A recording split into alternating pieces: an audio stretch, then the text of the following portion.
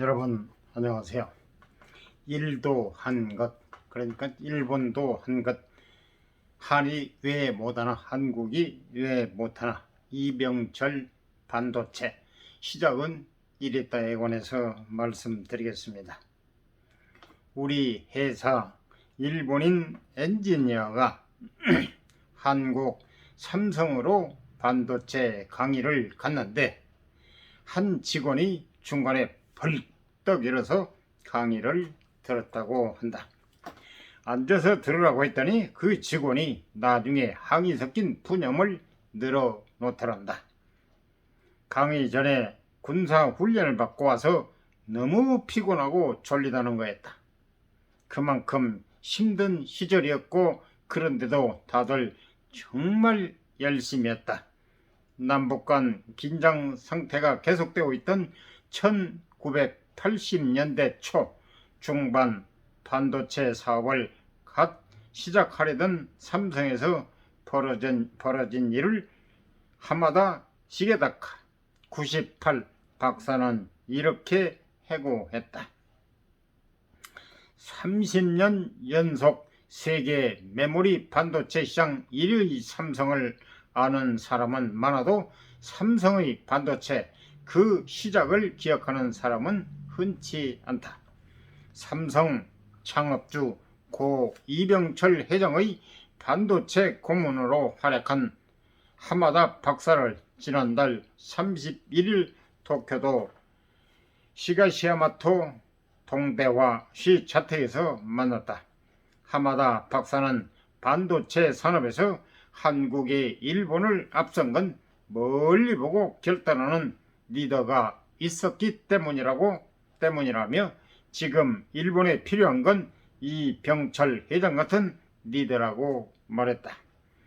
64K D램과 이병철 회장, 조용한 주택가에 있는 그의 집에 들어서자 거실 한쪽에 놓인 호암 이병철 회장 자서전이 한눈에 들어왔다.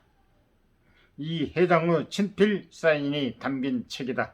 하마다 박사는 삼성의 반도체 사업 초기 삼성에 많은 영향을 준 인물로 이병철 회장의 멘토, 삼성 반도체의 숨은 조력자로 꼽힌다.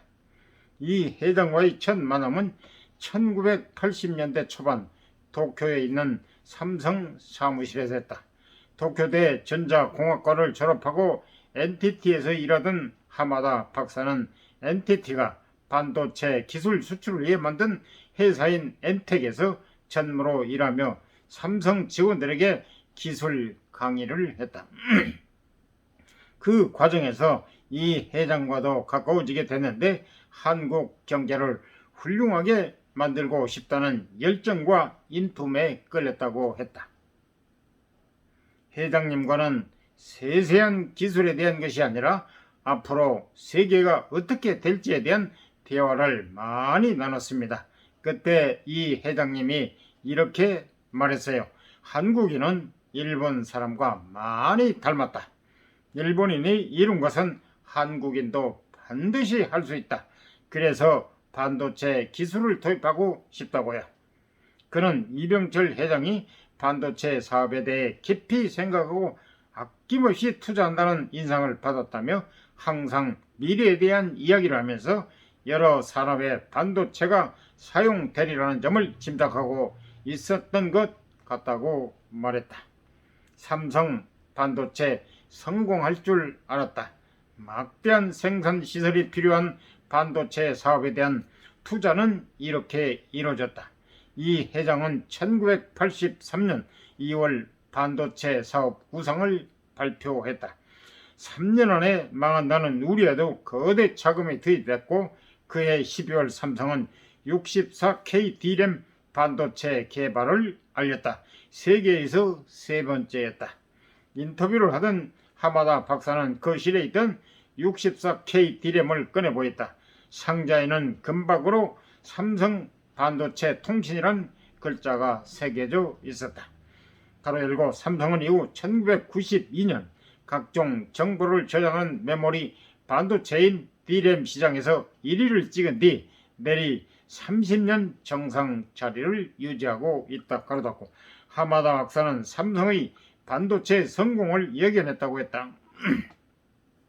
연구소 차원의 기술과 실제 공장에서 이루어지는 양산 사이엔 큰 차이가 존재하는데, 삼성은 이미 실패의 쓴맛을 알고 있었기 때문이다. 한 삼성전자 부장이 하루에 TV 4,000대를 만들었는데 전부 불량이 났다며 괴로워하더라고요. 양산이란 그만큼 어려운 것입니다. 이런 아픔을 경험했다면 반도체도 해낼 수 있겠다. 일본을 뛰어넘을 수도 있겠다고 상상했습니다. 그리고 예상보다 빨리 일본을 추월했고요. 일본 반도체는 왜 밀려났나? 하마다 박사는 도시바나 시타치 등 한때 한국의 반도체 기술을 가르쳐준 일본 기업들이 대래 시장에서 밀려난 이유도 리더십 때문이라고 했다. 신중히 판단하고 과감히 결정하되 책임지고 대규모 투자를 할 수 있는 지도자가 있어야 한다는 의미다. 정부 자금으로 대만의 TSMC 신규 공장을 구마모토 능본에 유치하는 등 반도체 강국으로의 부활을 꿈꾸는 현재 일본의 이병철 회장 같은 사람이 있었으면 한다고도 했다. 한일 반도체 협력에 대해서는 기술이 무섭게 빠른 속도로 변하고 있고, 반도체 분야에서 중국이 치고 올라오는 상황에서 한일이 싸울 때가 아니라고 일침을 가했다. 앞으로의 반도체 시장은 삼성이 주도하는 메모리가 아닌 시스템 가로 열고 시스템 LSI 가로 닫고 시스템이 된다고도 했다. 지금까지처럼 단순히 메모리를 싸게 만들면 되는 것이 아니라 인공지능 가로 열고 AI 가로 닫고 시대에 발맞춰 시스템적인 요구를 반도체에 빨리 적용하는 것이 승자가 된다는 설명이다. 삼성전자 역시 메모리가 아닌 비메모리 반도체인 시스템 LSI 사업 확대를 위해 공격적인 투자를 발표한 바 있지만 상황은 녹록지 않다. 반도체 설계 회사들이 맡긴 반도체를 이탁 생산 가로 열고 파운더리 가로 닫고 하는 시장에선 대만의 TSMC가 독보적인 시장 1위를 차지하고 있다. 삼성은 오는 2030년까지 이 분야에서 1위를 하겠다고 벼르고 있다.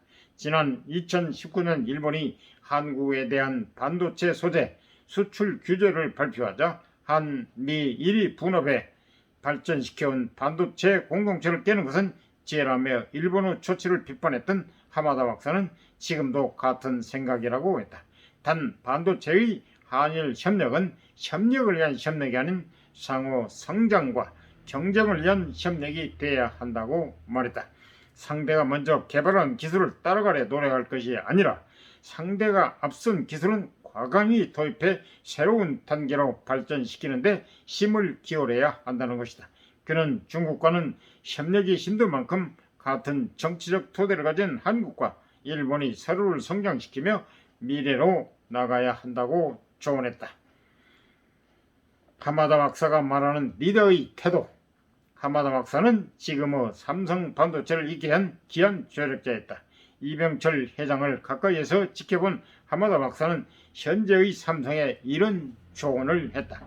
저는 지금의 삼성에 대해 자세하게 모르니 일반적인 조언을 하려고 합니다. 우선 엄청나게 폭넓은 정보를 모아야 합니다. 리더는 많은 사람들을 만나 어떤 기술이 앞으로의 미래를 주도할지 끊임없이 듣고 방향을 찾아낼 필요가 있습니다. 그런 결정을 하는데 몇 년이 걸리더라고요. 이병철 회장님은 정말 많은 사람들에게 의견을 물어보셨어요.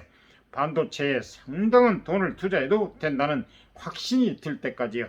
그러면서 어떤 의미에서 스스로 반도체 전문가가 됐다고 생각합니다. 반도체가 앞으로의 세상에서 어떻게 쓰여질지 가장 잘 알았다고 생각해요. 이상 도움이 되셨으면 구독, 좋아요, 알람 꾹 눌러주세요. 감사합니다.